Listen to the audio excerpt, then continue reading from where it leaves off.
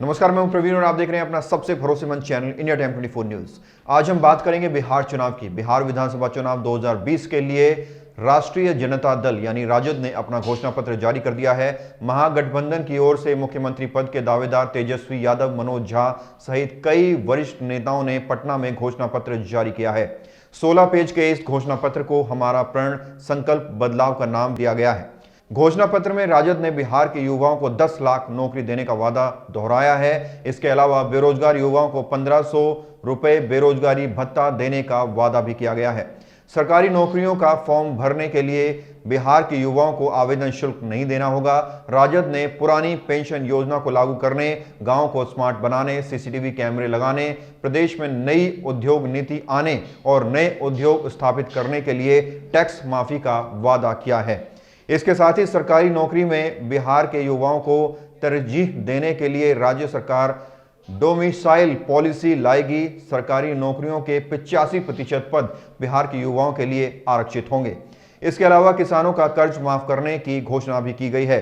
गौरतलब है कि इससे पहले महागठबंधन की ओर से भी घोषणा पत्र जारी किया गया था। अब राजद ने अलग से अपना घोषणा पत्र जारी किया है। इसमें नए स्थायी पदों का सृजन कर कुल 10 लाख नौकरियों का पहली कैबिनेट बैठक में करने का वादा किया गया है।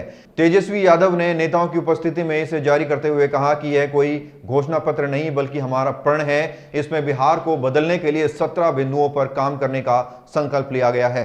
इन बिंदुओं के मुख्य रूप से रोजगार, शिक्षा, कृषि, उद्योग समेत अन्य मुद्दों को शामिल किया गया है।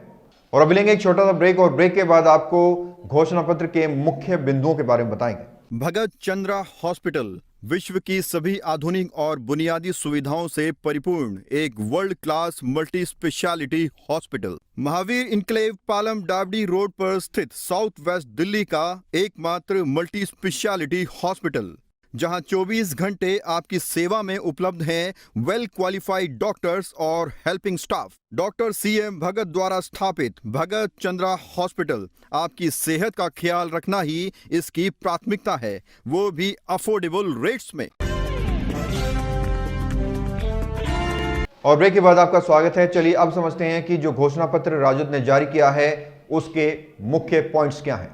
नए स्थायी पदों का सृजन करके कुल 10 लाख नौकरियों के समय बाद बहाली की प्रक्रिया पहली कैबिनेट बैठक में पहली दस्तखत के साथ शुरू होगी। संविदा प्रथा को खत्म कर शिक्षकों और उर्दू शिक्षकों सहित सभी कर्मचारियों को स्थायी कर समान काम समान वेतन दिया जाएगा और सभी विभागों में निजीकरण को समाप्त कर दिया जाएगा। गांव को स्मार्ट बनाया जाएगा और सीसीटीवी लगाए जाएंगे। किसान आयोग, व्यवसायिक आयोग, युवा आयोग और खेल आयोग का गठन किया जाएगा। हर जिले में मेडिकल कॉलेज और अस्पताल का गठन किया जाएगा। किसानों का कर्ज माफ किया जाएगा। बुजुर्गों और गरीबों का पेंशन 400 रुपये प्रति महीने से बढ़ाकर 1000 रुपये प्रति महीने किया जाएगा। राज्य की GDP का 22% हिस्सा शिक्षा पर खर्च किया जाएगा। किडनी मरीजों के लिए मुफ्त डायलिसिस की व्यवस्था होगी। 50 साल की उम्र पूरी कर चुके सरकारी कर्मचारियों को परमार्फिश के आधार पर अनिवार्य सेवानिवृत्त देने के आदेश को वापस लिया जाएगा। रोजगार सृजन के उद्योगों को प्रोत्साहन के लिए नई औद्योगिक पॉलिसी के तहत प्रभावी टैक्स डिफरेंट एवं टैक्स वेवर स्कीम लाई जाएगी, जिसमें नए उद्योगों की स्थापना के अंतर्गत किए गए निवेशकों में सब्सिडी एवं अधिक रोपित करों में एक निश्चित अवधि तक छूट दी जाएगी।